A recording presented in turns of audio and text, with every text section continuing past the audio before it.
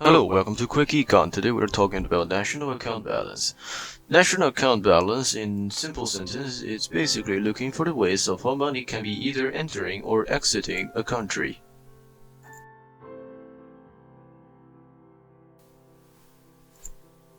And to know better about the national account balance, we must know what is national account and what does it include.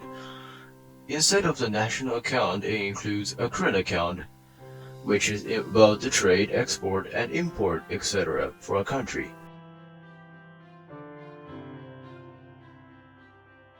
And a capital account, which involves transferring the ownership in assets, which involve transferring the payment in a way.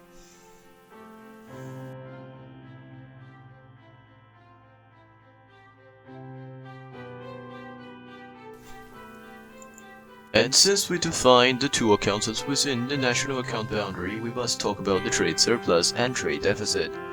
The trade surplus, which involves within the current account, it happens only when for a country it has greater export and import. And for a trade deficit, which merely is just the reverse of whatever happened in the trade surplus, where this country's import will be greater than its export.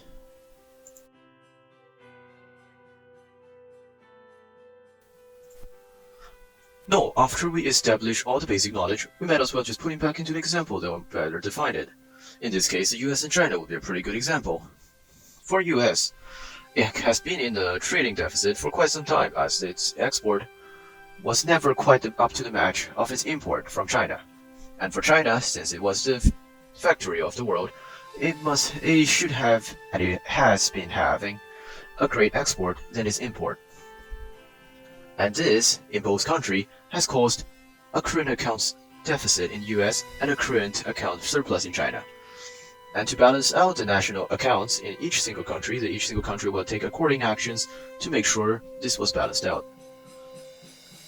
China, on its hand, it has extra money from the current account surplus. Therefore, by the national account balance, it should have a deficit in the national capital account, as if the China will spend money upon US assets and purchasing US's companies.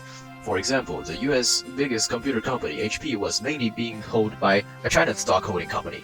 This is a perfect example for the transfer of ownership in assets. And in US, it must have some money flowing in from the capital account, therefore it will have a capital account surplus. And in which case, as China is purchasing those American companies' ownership, the America will receive the money back in the form of capital account transfer. And till at this point, the both countries have reached their national account balance.